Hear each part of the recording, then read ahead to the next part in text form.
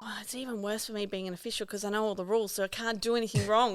Like, you would never live it down if you breach safety car or start procedure or any of that sort of stuff. But I did find the rolling start quite interesting. Like, I've never been in one before. I'm very used to standing starts. And I found that was like a bit, whoa.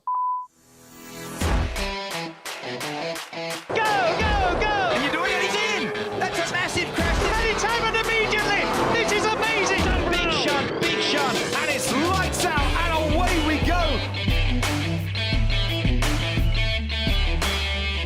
You're actually saying with your Ruby, your car, and with your sports sedans, did you build that, or was it built with your husband?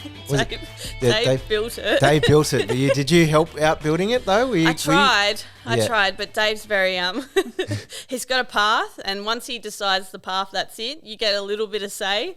I paid for it. That's all. Okay. Well, hey, that's contributing. I was going to say, this reminds me of someone else over here. Once he sets his mind to it, especially anything to do with motorsports, no one else exists. Yeah. But it is quite funny because when I did my first track day in it, so we started testing it. Dave did a couple of events in it first just to see, iron out all the bugs. But when I got in it, he didn't build it for me, and it was quite apparent that he didn't build it for me because when I got into the driver's seat and I belted up, I couldn't reach anything. I couldn't reach the start button. I couldn't reach the blinkers. I couldn't turn my lights on. And I'm like, babe, he's like, okay, I'll have to fix that. I forgot something. Hang on, my wife. So he had to move the start button because it was all on the dash. He had to move it all to the sort of where the gear column is, and just behind that, he had to move all the buttons. Really? Yeah. Oh yeah, it's my car. Like, come on, I need to be able to reach everything. Wow. Yeah. So he was like a bit. Oh, okay, I'll have to change that just for you. And I'm like, well, I've got short arms. He's probably looking at your arms, thinking, I wonder if I can extend those. Yeah, he was trying. And he's like, no, we'll change. You change. I'm like, how am I going to change, babe? Change the car to suit me. It's not your car. You've got yours. So, funny. Was there any preferences, as you said, like what Brooke said with my car? Was there any preferences where you wanted that? Did you specifically say, I want this here, though? Because drivers are like that, right? Did you say, I want this, near the gear stick and all that? No, he established, because it's the easiest of running the wires. So when you sit around workshops watching guys for long periods of time, you really pick up a lot of different things on how the mechanics of the car work and what's the easiest path and bits and pieces. So, that was the easiest path with the wiring. But he did actually put in a data point in the dash, and he put it right in the middle of the dash, right in the way, and I just cracked it. I was like, no, I don't want it there. And he's like, no, that's where it's going. No, I'm like, I want it over there. And he goes, no, this is not about you. And I'm like, it's my car.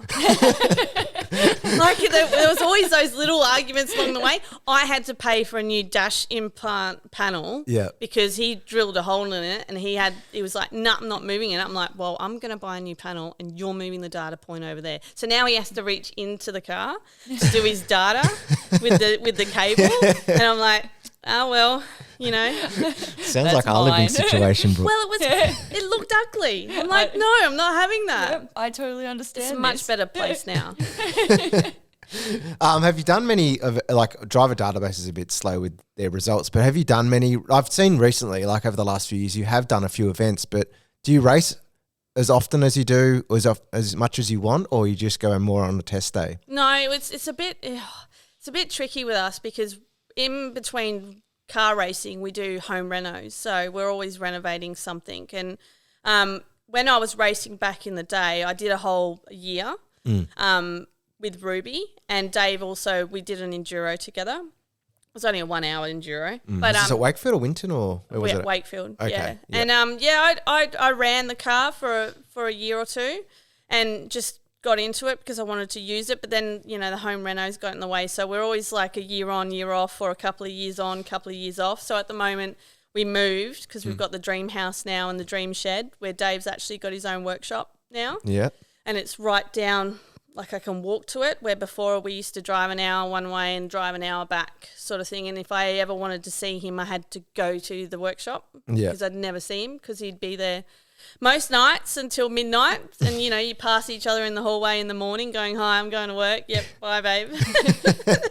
Because he's that passionate about his cars. Yeah. But yeah, now that the shed's just walking distance, it's brilliant. And I can see him on the cameras too. We've got cameras. That's smart. Yeah. I can see what he's up to. Don't you put that down. But yeah, no, he's getting his car ready at the moment, so he wants to run, because that's the other argument that we have in the house. Who's running? Is it my year or your year? Or is it home renos? Oh, yeah. I did not know that. Yeah. Yeah, so it's a yearly thing. Yeah, right. So he's got to bite the bullet to decide. Well, he's trying to get his car ready to go out, because he keeps saying, I'm going to go, and then he doesn't. I'm like, well, I'm going to use your year then. I'm going to run. So I did run her in April. We did have some problems. She had we think it's a crank angle sensor issue. And this is the problem with being an official and a race car driver. When you have a breakdown, they want to send everything to you. So it's like, you've done this really big bad thing. So they want to send medical, they want to send recovery, all the tilt trays, even the ambulance. I know and I'm about like, that, yeah. I'm like, no, you're not doing that to me. So I made sure that I was not stopping on the track. And I didn't. And I covered my whole car with mud, because I got stuck in the mud, and I reversed out and I just floored it, and it just got covered in mud. But yeah, no, they won't come in to get me. Yeah. And this is the problem with being an official, because then they get photos. Never live it down. Never live it down that they came to save you. It's funny you say that, because before that last weekend that I was racing, I ran out of fuel on the Friday, I think, and I was stuck on the track. I knew that I'd run out of fuel, and I was thinking, shit, I'm going to get all these people here, and I've just run out of fuel, and I'm stuck on the side of the road. And they're making the big drama out of it. I'm like, no, it's just out of fuel. Yeah, no, you got to go on the ambulance and go to the medical. The worst about that is being the spectator at the top, because you just don't see you come around the corner if you can't see the blind ones, like at SMP. And then we're all standing there going, did he crash? And then I'm talking to Bart on the other thing. He's like, can you hear him? Can you hear him?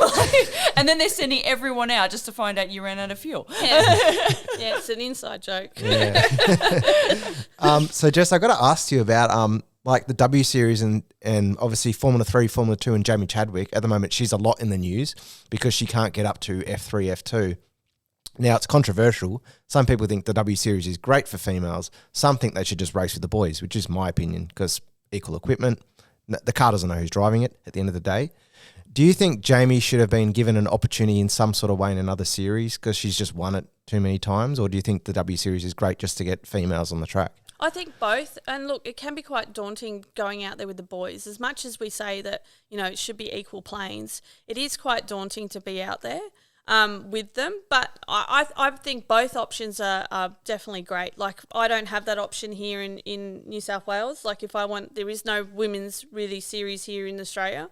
So if you want to run, you have to run with the other guys. But for me, I mean, if it was other females, that would be even better, because then I can compare, Yeah.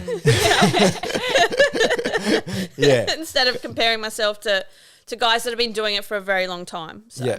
Yeah. But you weren't intimidated at all when you went out there? Did you feel intimidated or not really? Always. Always. You were always intimidated. Oh, it's just it's even worse for me being an official, because I know all the rules, so I can't do anything wrong.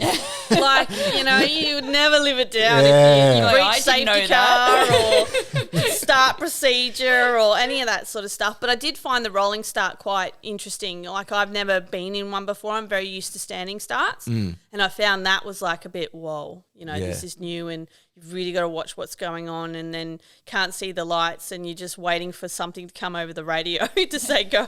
Yeah, and the lights go green. I've never done it, so you've actually got more experience with me than that. Do you just roll in first and then just let go and go from there? Usually around second or third. I'd probably prefer to be third. But the problem is, once they slow up and the lights go off on the safety car and you all bunch up, then you've got to really mitigate, where you are and accelerate, brake sort of thing, because you're like all in a pack. And